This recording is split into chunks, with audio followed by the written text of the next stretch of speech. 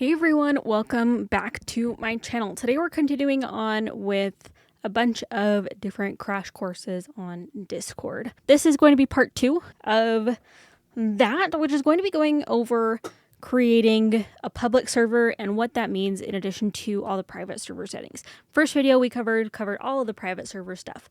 Now we're going to go over creating a public server and what that means and what that entails, and the different features that you can add when you do that. So private servers allow you to just keep your server to you and your friends. Adding a public server opens it up a little bit more, but it gives you like 3 new different channels that you can add, and it's allows you to have more people there to come in and join. All right, so let's go ahead and go into server settings here. All right, then we're going to go to enable community, and we're going to go ahead and get started. So this is how you turn this one public, so you can have this be more of a community-based thing or not. I am going to require a few different things. Require that they have a verified email that is with Discord, and then I'm also going to filter out any media that is explicit, which just keeps everyone safe. And it excludes any age-restricted channels. So it can be sent if it isn't an age-restricted channel, which age will have to be verified as well. So I'm going to click next here. We are going to have a rules and guidelines channel. So it's just going to say, hey, be kind. Whatever rules and guidelines there are for the server, every server is going to have different rules. I'm going to have this process create a rules channel for me, which will be super useful. You can also set like, hey, this is going to be the rules channel. It's going to be general chat, or mods chat is going to be the rules. I'm going to have it create one because neither of those actually fit the right scenario for the rules channel. You can create this before as well. And then you can also have a community updates channel. So again, you can choose from the general or the mods chat, or have this process create one for you. Let's go ahead and hit next. So what this is going to do, we are going to set all defaults to mention only, which we had opened it up previously, and it'll disable any risky permissions for the everyone role, which everyone will get when they come into the server. All right, and then it'll show you just the different things that are currently disabled, and then any things that were risky, they are disabling as well. So the emojis, the creating events, and then the mentions everyone at everyone. So the at everyone mention pings everyone. So unless you have additional permissions via the mods role or via an admin permission, then you'll not be able to use that. So I am going to finish setup here. All right. So now we have created that server to be public, and you can see here we have a few different things. We can see our different channels that we've created, and we can create them a little bit easier on this setting. You can also see that we have the rules as well as a moderator only chat, which is awesome. And the assistant mod is already added into here as well. Let's go ahead and talk a little bit about the rules channel. So now here is where you can post your rules. So I'm going to say 1, be kind. 2, do not spam. 3, have fun. All right, and now we have posted that into the rules area. I know some servers have this be like a requirement to acknowledge that you have done this before they give you full access to the rest of the server. But here is just going to be very sticky here up at the top and show you the different roles right when you log in, or right when your members first come into the server, and they can also go back to this at any point. So now let's talk a little bit about the different types of channels that you can create when you have a more public server like this. The first one is going to be a forum channel. So I'm going to open up another category real quick. Let's go ahead and create a category for YouTube. All right. YouTube. I really love YouTube. It's great for learning and for sharing knowledge. Let's go ahead and create a channel here. I am going to have this be the forum channel. As you can see, we've added a couple more here. I'm going to have this be for YouTube ideas. All right, let's go ahead and create that channel.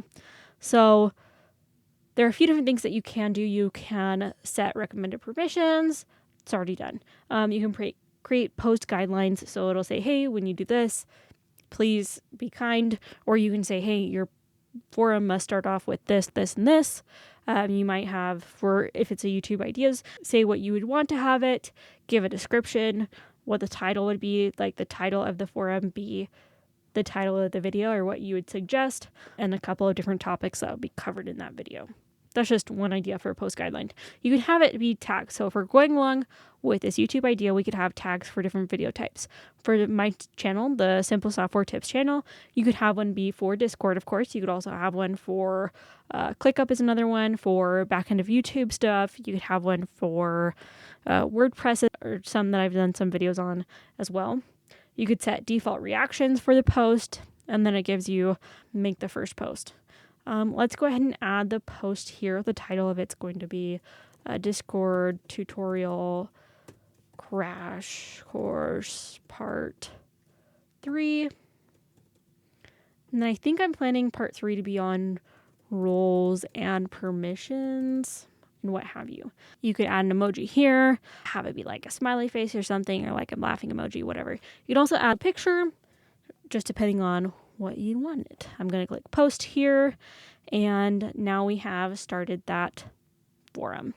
And if you were to exit out of here, this is what it's going to look like for other people. So you can see, hey, we have this one, and then it will add that threading functionality where you can add in, let's see, other comments and suggestions to the video idea. All right, and it will be in that threaded functionality. So it's like a forum is pretty much like a thread that's just like a channel of threads. You can add more if you'd like, but that is the basic functionality of using that. I do suggest having post guidelines. Let's see, if I wanted to get back to there, let's go ahead and go to edit channel and say, please post video ideas with the title as the suggested title of the video and 3 to 5 topics covered in that video in the description. Awesome. All right, now let's say we want to create a tag. Let's have this be Discord video idea. All right. You can set an emoji. This is one thing that I did not talk about in my other video, but you can also add different types of slow modes to your channels, not just for forums. I find this super useful if you have a lot of people in your server that you have to make sure that they're sending only every couple of seconds, depending on what the channel is like. So if it's a text channel that only has like 10 people and they're pretty well mannered, I would just kind of let it be. But if it's like where there will be like thousands of teenagers, you will want to set on slow mode for both posts and comments, and you just kind of do the sliding scale like that. You can choose defaults. You can have this be list or a gallery view. I'm just going to have this be list because I think that's the easiest to look at. You can sort order of recent activity. I like creation time. I'm not going to have this be age restricted. I don't really see the reason, and I don't necessarily want to hide after inactivity, but I'm just going to have this be after 1 week. So those are a little bit of the different settings that you have here. You can have different permissions. Of course, you can always turn this to a private channel. Any advanced permissions here will change it for the different roles. So it's going to be the convergence of whatever their roles allow. You can change it for this specific channel. So let's say if everyone could view the channel and everyone can send messages in that channel, you could then restrict that here just for this specific channel. But let's go ahead and exit out. And those are going to be forums. Now, for the next one, let's go ahead and create another channel, and we're going to do an announcement channel. So this is where people can get updates in and out of the server, so you can publish announcements and people can follow the announcements channel and then get pushed that update. So I am going to click here on this announcement channel, and then I'm going to say new video alerts. All right, let's go ahead and have that here. So if we wanted to send a message, it's going to look a little bit different. Most people, if you have an announcements channel, will not be able to send out any messages within this channel. Create the message, and then you'll have to go through another step of publishing it. So I would just suggest only using this very sparingly because people will get those push notifications. So I'm just going to say new video out on Discord. You can add a link if you want, but I am going to publish here and confirm. So now it will go and update everyone there. Let's go ahead and jump into this channel settings. You can turn this off as well from an announcements channel. And then you can also set channel topic. This channel will notify you of new video. Awesome. I'm going to click save here. Again, similar permissions to how that other channel was. You can invite people here. You can add integrations. I know that some people, especially YouTubers, will often use a bot here. I'm not sure which bot. That would take a little bit of research, but you can add a bot here to automatically post your videos, and it'll post a link into this and then send that out. So that is an idea if you are using this for this very one specific scenario. You might also want to have this be for like, hey, I'm going live. You may want to go check out this video, or you might want to go check out my stream. And that is a little bit about that. Let's go ahead and talk about the stage channel. So stage channels are like voice channels where you can stream, you can show what you're doing, you can just talk, but it doesn't allow for people to talk back, essentially. Much like how you would just have like a regular stream. Or maybe you'd want to have like people speaking. You could have this be like a classroom scenario where you have people that you're teaching via Discord. I'm going to have another category real quick so then we can make this make a little more sense. So instead of this being like YouTube or mods, I'm going to have this be, let's just have this be learning. I'm not going to have this be like that. A private one. I'm going to create a new channel here, and we are going to, let's see, this is explaining it a lot more than I could, or a lot better than I could. Host events, panels, Q&As for an audience. So you would have like a virtual symposium. I know that I've traveled before to different conferences. Professionally, I do Salesforce, and so I've had a lot of Salesforce stuff. And in my Salesforce Discord servers that I am a part of, they often have different people come speak and whatnot. So I'm just going to have this be stage 1. I'm not really feeling too creative as far as an idea. We can add stage moderators. I'm just going to add the skip there. All right, let's go ahead and open that up. Okay. And you do have that chat there as well. You can create an invite. From here, what you can do, showing that I am waiting. You can add any background music if you'd like. And if not, you can just mute that music. You can create an event here saying like, hey, we will be having someone come talk to us. Let's say, and it's just going to be from the similar stuff that we've covered in that part 1. So let's do stage channel, intro to this server. All right, click next here, and I'm going to create that event. And you can share that out there.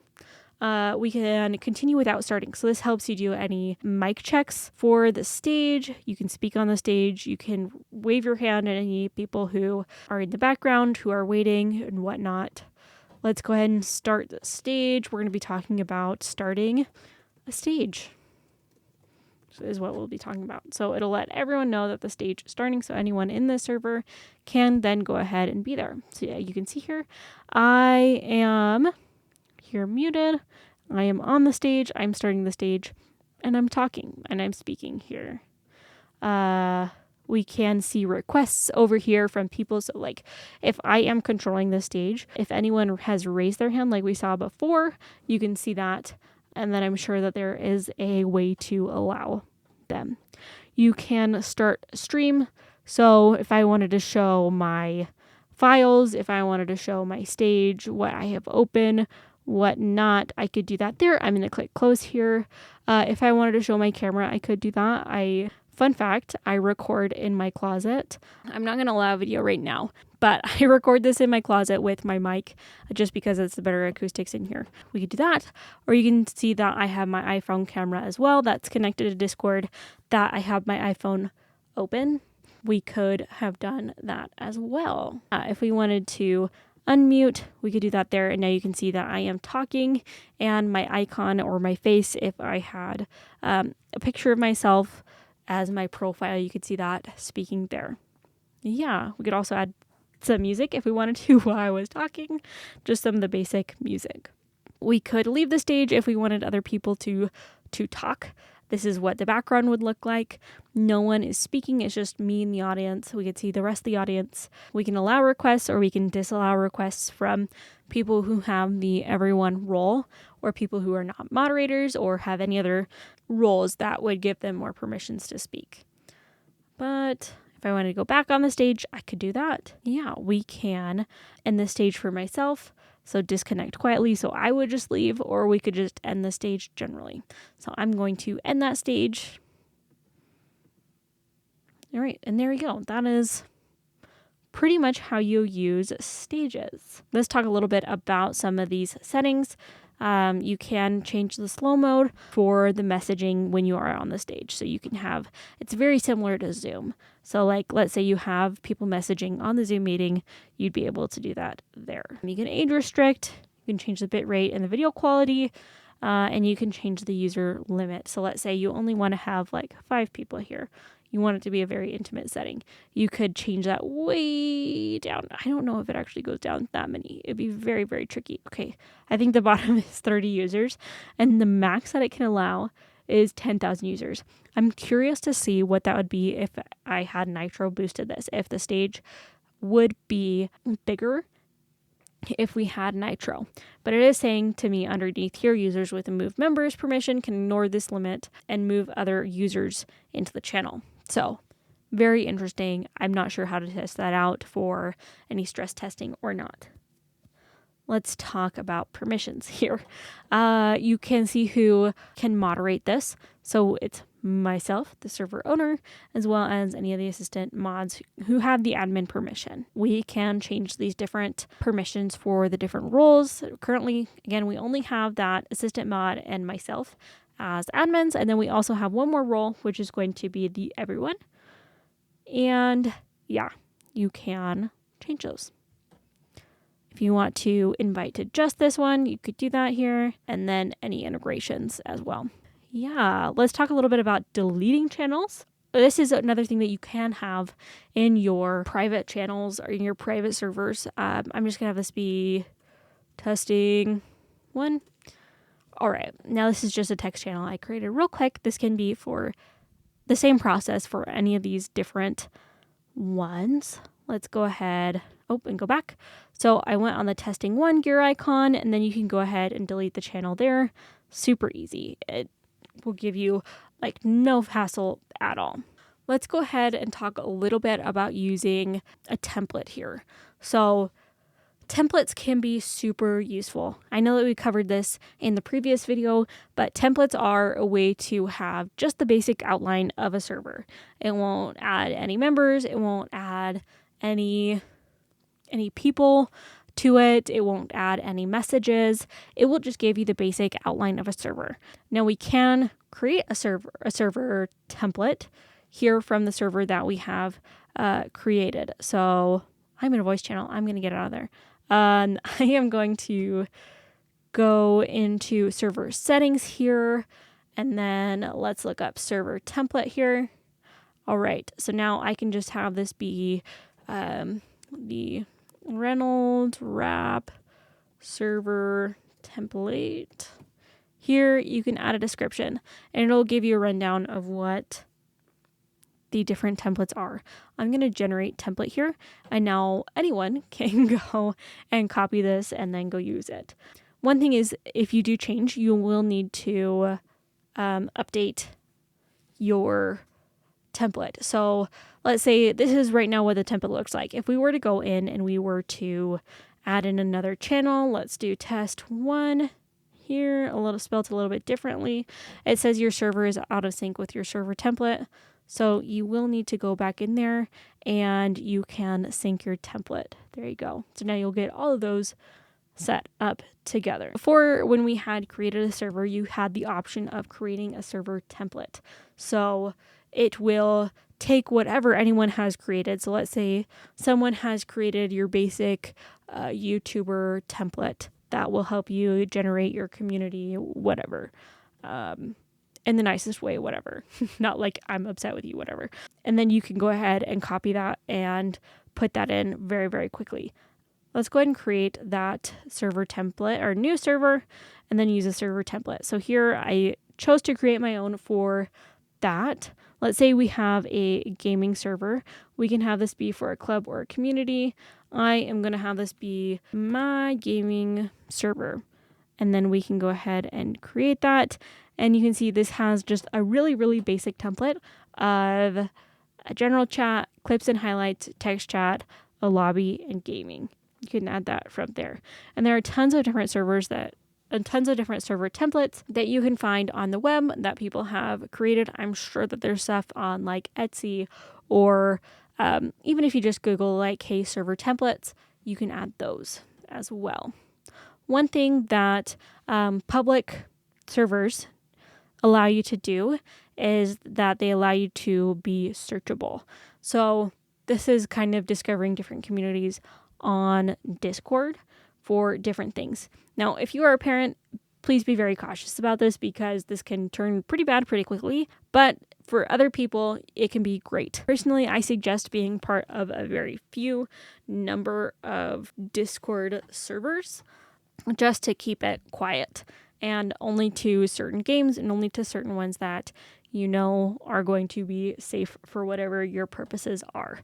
Yeah, just for parents to be very extra cautious and make sure to turn on the parental settings that you can turn on, which is the family sharing. So you went over to that little gear icon and then family center here. There's a bunch of different things that you can do here for as far as like helping your teens stay safe if you are a parent. I'm meaning to do a video on this because I think online teen safety is a really, really big deal to me as I have my own kids. So yeah, these are ways that different public servers can be seen. I'm curious to see if my server is searchable in here because it is public. Let's see if I enter in Reynolds Wrap. It's not searchable currently, and I know that's something that you can enter in later, but they have different things. You've got home, gaming, music, entertainment, science and tech, education, and student hubs. So you can create different servers for different school groups. But those are kind of the basics of creating a public server, what a public server is like, some of the different features that you can have. If you are creating like a community for work, if you're creating a community for a specific game, what have you, public servers can be great. If you're just wanting it to be for you and your friends, I would suggest trying to find a workaround to some of the features that you want to use for just you and your friends. So then that space can maintain its integrity as being a safe place for you and your friends to hang out. But I hope that you found this video helpful. If you did, be sure to give it a like, subscribe. You can check out more tutorials in the description. I will try and have a part 3 out here pretty soon. You can check out part 1 if you haven't seen it yet, all about private servers and how to set those up. I should be releasing a Discord course here pretty soon. It'll probably be over on Udemy, so it'll be at a fairly cheap price if you are wanting to go in depth into creating Discord servers and using it for different purposes. But yeah, I hope that you found this video helpful. Leave any comments down below in the description. Thanks so much. Catch you guys in the next one.